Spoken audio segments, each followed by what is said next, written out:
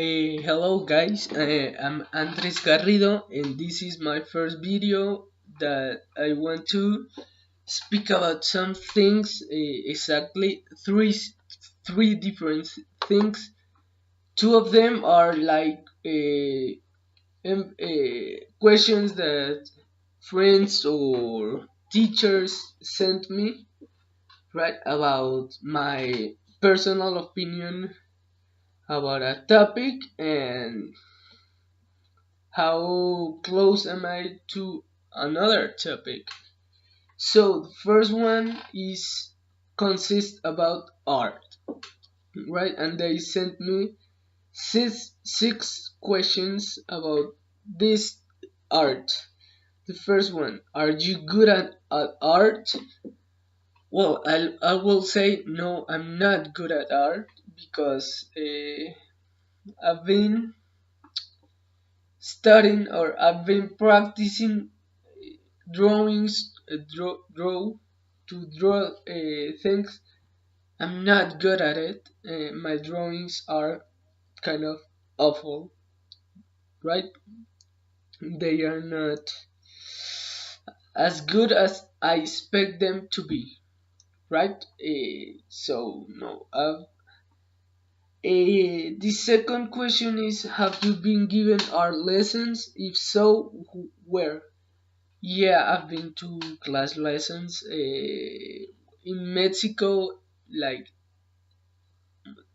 more than 8 years ago, right? When I was at school there, I wanted to learn how to draw, how to paint, generally, how to make art. But I couldn't, like, I give up because my skills weren't so good, weren't apt to that practice. So now it is now that I'm beginning again to practice some drawing, but like a hobby, not like a professional thing, but as a hobby. What kind of art do you like? I do not know like about kinds of art, but when someone show me a piece of art, they can be I can like it or I can't like it. Like, I mean, well, if someone says like, "Oh, hey Andres, do you wanna see a piece of art?" I will probably say, "I don't know, like if I have time." Mm, and if I saw it, I'm say, oh, "Wow, that's really good," or "No, I think it is bad." Basically, is art popular in your country, and what about neighboring countries? Okay, in this question I don't know like how to answer because my country is Venezuela, and but I'm living right now in Colombia, so I don't know like which country to say. I think it will be easier for me to speak about Colombia, because I've been 8 years here and I haven't been to Venezuela, like live in Venezuela since 11 years ago. So like that's difficult. That's more difficult than speaking about Colombia. So I think yes, in Colombia art is popular because I see so many art museums or so many art collections and people selling pieces of art and people sharing its drawings, right?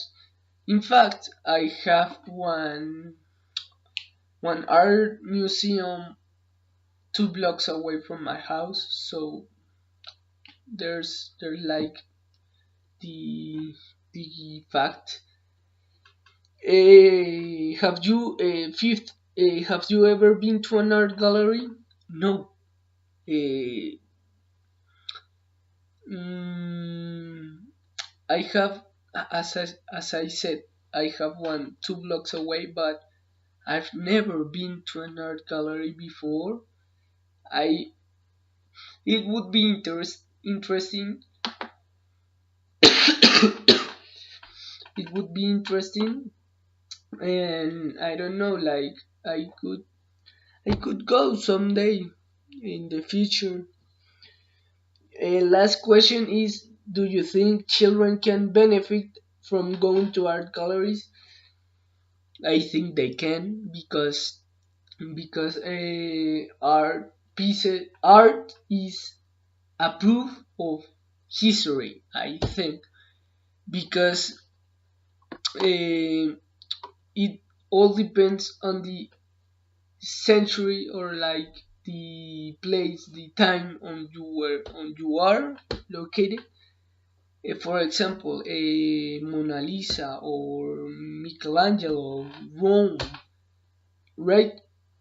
They can show what people's emotions, people's sentiments were in that century, and what social implications they had. Most of them are from the medieval uh, age, right? So they may be like we can learn, or we can they transmit those thoughts and those emotions to the people, and children can benefit of that. They can create their own personality by analyzing, by um, by going to an art gallery to start making art. They can fulfill, maybe they can fulfill the parts of them that they think they are missing. So that's like the first part, right? The I also want to share some experiences that I had before in the past about journeys that about journeys that that people often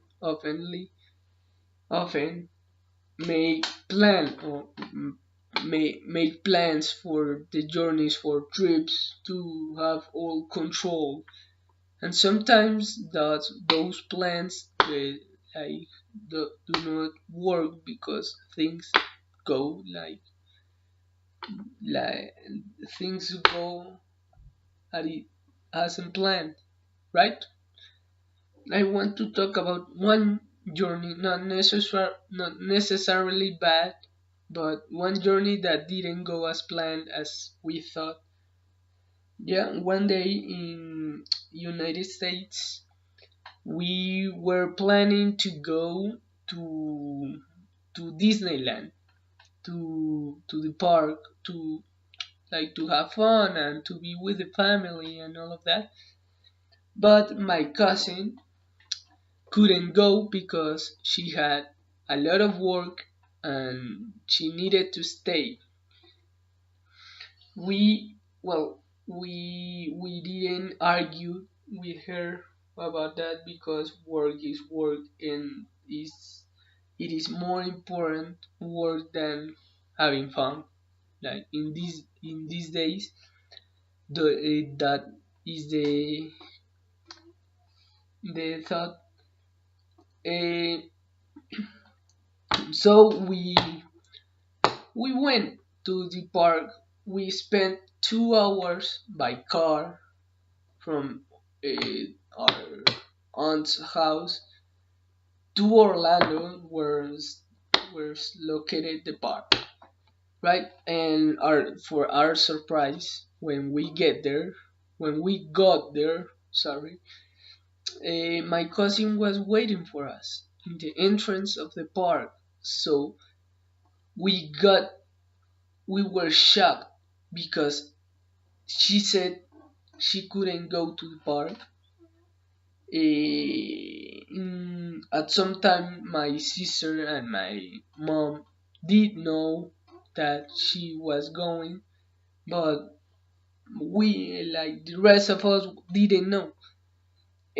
So that was a surprise for us because, like, we really thought, and we went to the park thinking that my cousin couldn't go, and she will not be there experiencing with us the park. But uh, but for our surprise, she went, like, and that wasn't planned at all.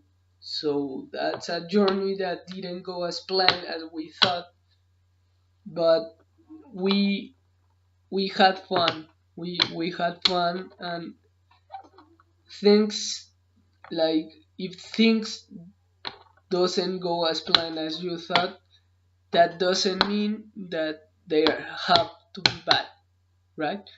They can be also better than you thought, than you think it will be, right? So also the well, I want to say that things, right? Things that are not planned do not necessarily need to be uncontrolled. Plans or schedules are for controlling the time, for controlling people's times, mhm, people's necessities, right? But most of the times things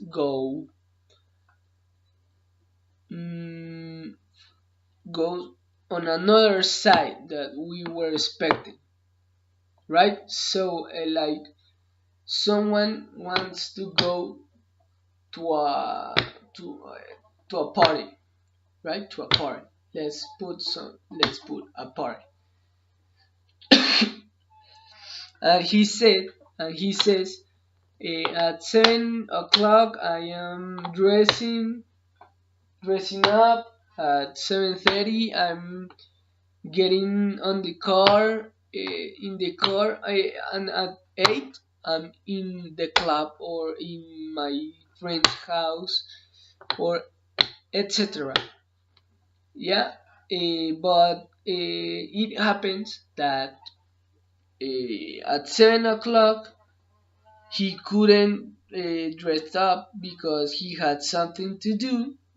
So that means that at 7:30 he will not be in the car on the way to its friend's house or to the club, which leads to not being in the place at the time that he was thinking, that he planned to be. So, but that's not that doesn't mean that it's bad, that it went wrong, right? People often thinks uh, that when things do not go as planned, as they thought, as they think, they might get wrong. but that's not the case because things can also get better than you think, and you can have more fun with unexpected things than with expected things, because unexpected things mean that you can have an adventure, and you can know get to know new things, or you can get to know new people, or you can get new opportunities, better opportunities for your life. And that doesn't mean as I repeated so many times, that doesn't mean it went wrong. Yeah. eh, the last part, right? This video maybe it will be short. Last part is about a more personal opinion, and this can lead to discussions between people, because I want to talk about a social problems in the world. These also are questions made by my friends and by family and by teachers. And okay, the first one is, what social problems are there in your country? I will talk this time about Venezuela, a country that is experimenting, is passing through a lot of things. They can all, honestly, they can all be called social problems because they involve society, right? They do not involve government. Government there washes its hands, and they do nothing in the country. And that's right, they do nothing positive for the country, but they do many negative things. What are those, Andres? You might question. Uh, food. There's not enough food for people to survive, to live through the days. There's also no water that that people can use for having bath, or for cleaning, washing clothes, or do the dishes, or things like that. Not only for drinking water, but water in general. Another problem is, sorry, I'm sick, is services like light here. Uh, those services are no longer available for most of the days, for for most of the day, right? People, families can spend like a whole day, 24 hours without light, without water, and and that's bad. Like, no, mm, nobody need, or no need and deserve. They don't deserve those situations, that lifestyle, because are they living like for real? The the second question the second question is, what can be done to alleviate poverty? I think poverty is not just what people think, right? That is the people that do not have money in the society. I think, and I will use Venezuela as an example. People there is poor. People in Venezuela is poor, not because they do not have money. They have money, but they do not have their lives full. They they cannot fulfill their essential necessities because government or the country cannot afford them. That's what poverty means to me. That's why we think we consider Africa continent as poor, as a poor continent. But what can we do to alleviate that? We can like share our food or our water to people that need it, right? And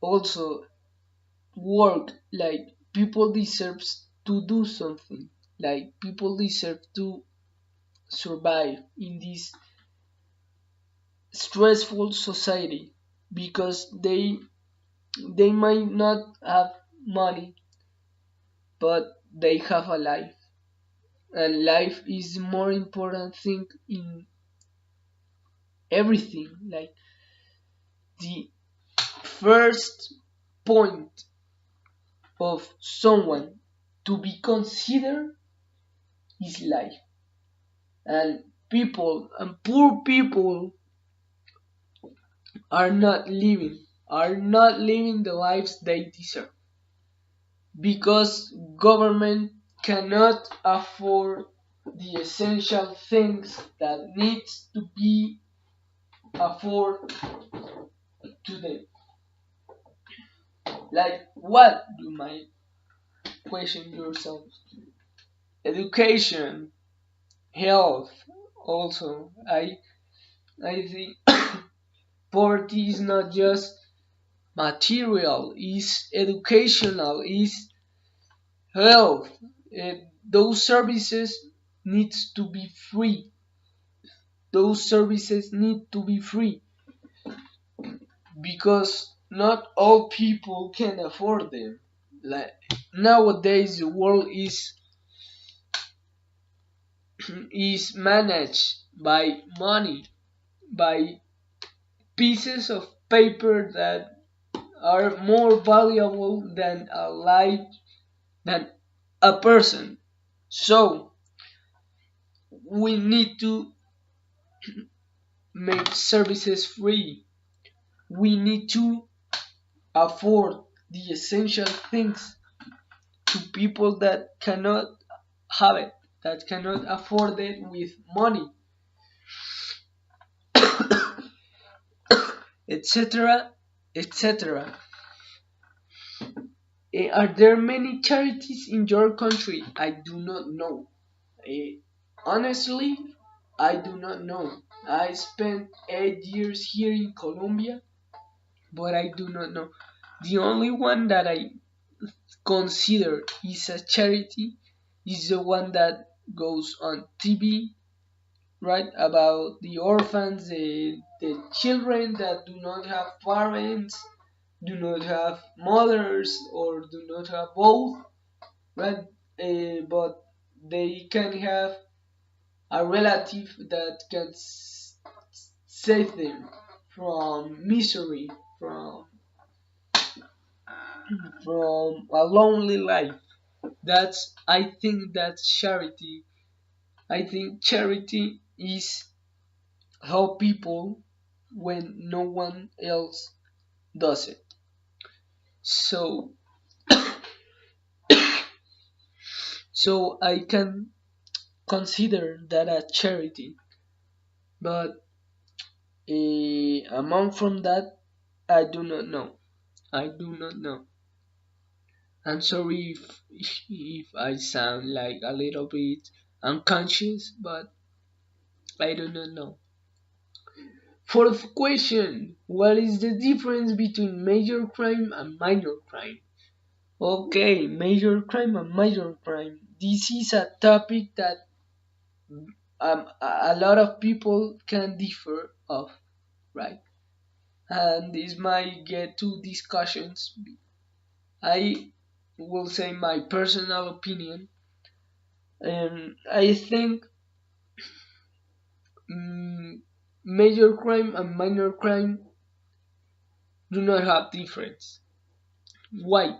Because it is a crime. Like depending, it do not depends on the gravity of the situation. I, it depends on the width of the social implication they have, but they are just crimes. For someone that is a believer, right, that believes in God, will say crime is a sin, and for God, crime is a sin. Eh, but it says crime general crime. So why do we have to separate those types of crime in major and minor? And what do we think it's a major crime? We think we consider a major crime as a murder or a violation or a man mistreating a woman, hitting her, those kind of things. And we think that those types of crime are in upsurge, are rising, right? Uh, but crime, and let's differentiate about a minor crime, right? A minor crime, let's suppose, is there someone that went on a store, that go on into store and steal candy. He or she, depending on what you think, she steals a lollipop, uh, right? Mm, but that's also considered a crime, right? But a lollipop is like no no big deal, someone could say. But for laws, for government, that's also a crime that it needs to be paid with with a punishment. And but why is if it is a major crime and minor crime both have punishments, and sometimes they have the same punishments as if they were the same thing. That's why crime is general. There's no difference in major crime and minor crime. Those aspects, those names, those characteristics were given by the people, by the society, that distinguish like more important or wider in social implications, a major crime. That's what a major crime is supposed to mean. A minor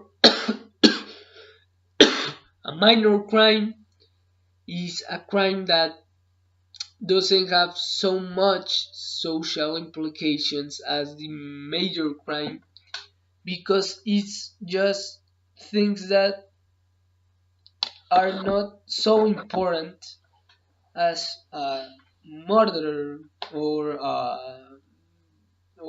a man violating or a pedophile or those kind of things. But crime is crime. At the end, crime is crime, and they are punished by law and as the same thing as the same act, right? Do you think all criminals should go to prison? I'm This is hard to answer to. A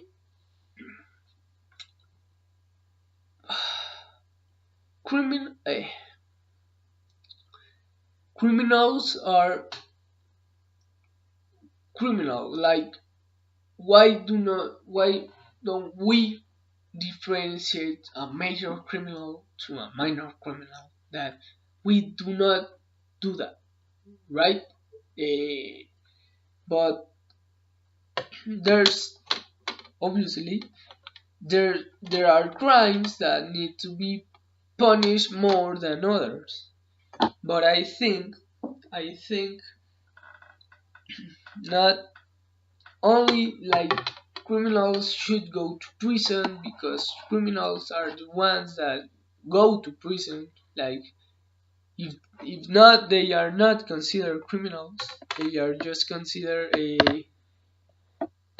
people that makes vandalism, or in case of a major crime, a murder or a pedophile or a man that violated a girl. Oh wow! And curious things, those people when they go to a prison, they are considered as that, even among criminals. Like if criminals have a honor code, a code of honor that okay, it's I steal a lollipop, man, but you kill someone. It's we are on the same place, but we did things way too different, way too bad, right? I think criminals of major crimes, as we consider them, they should kill, right? I might sound cold and with no emotions, but they might kill them because they are when they go to prison. That doesn't mean that they will reflect about their lives, and when they get out, they will not do it again. No, they are just waiting for getting out to do it again. So those are the people that needs to be erased. The people, the persons, the people that committed minor crimes, yeah, they can go to prison like 3 4 years, and that's a lot. But those are the ones that commonly, when they get out of the prison, they reflect about their lives and they come become a better person. Okay, why do so many people move to live in the cities? Oh, that's easy.